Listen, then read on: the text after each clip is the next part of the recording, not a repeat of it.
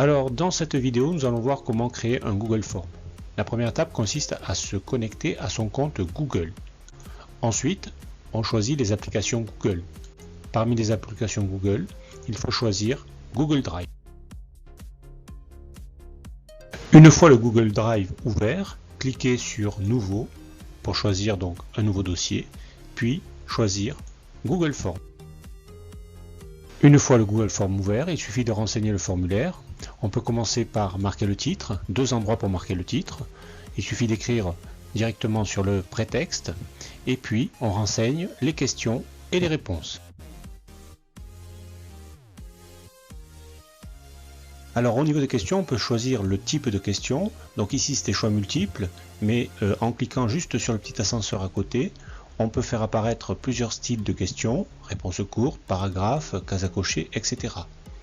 On peut aussi, en cliquant en bas, supprimer une question ou bien la dupliquer. Alors au niveau du bandeau violet, ici, on peut modifier le thème qui va habiller votre formulaire. On peut aussi regarder un aperçu de ce formulaire et changer quelques paramètres que nous reverrons tout à l'heure. Dans un deuxième onglet, ici, sur la droite du questionnaire, on peut rajouter des questions, on peut rajouter des textes, des titres, on peut rajouter des photos, des vidéos ou encore des rubriques. Alors les trois petits points ici permettent de personnaliser le questionnaire, notamment il permet de taper du texte pour aider aux réponses.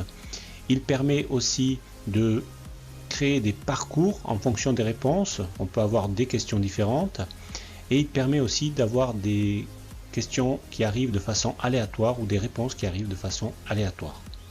Les trois petits points qui sont là-haut permettent de créer un espace collaboratif. On peut effectivement associer d'autres auteurs à ce formulaire. Alors une fois le formulaire terminé, on peut modifier certains paramètres. En cliquant en haut à droite sur la roue crantée, on fait apparaître ces paramètres, notamment des paramètres pour autoriser une ou plusieurs réponses, pour faire afficher une barre de progression. Quand ceci est fait, on peut envoyer le formulaire en cliquant sur Envoyer.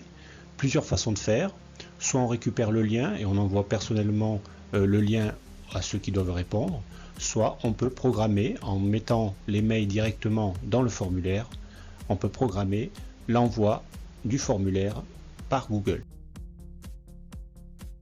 Ensuite, donc pour obtenir les réponses, il suffit de cliquer sur Réponses qui se situe juste à côté de Questions. On obtient le nombre de réponses réalisées et puis on obtient le détail des réponses avec les personnes ayant répondu et puis des diagrammes montrant les pourcentages de chaque réponse. On peut obtenir les réponses sous forme de tableur. Pour ceci, il suffit de cliquer sur le petit icône vert avec une croix blanche et on obtient directement donc le tableur qui est un Google Sheet. Alors pour terminer, on peut transformer ce Google Sheet obtenu en d'autres formats de tableur, notamment le tableur Excel.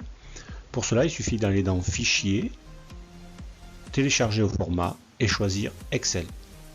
Alors attention, les virgules sont désignées par des points et pour les transformer en virgules, vous pouvez utiliser par exemple la fonction CTRL H dans Excel.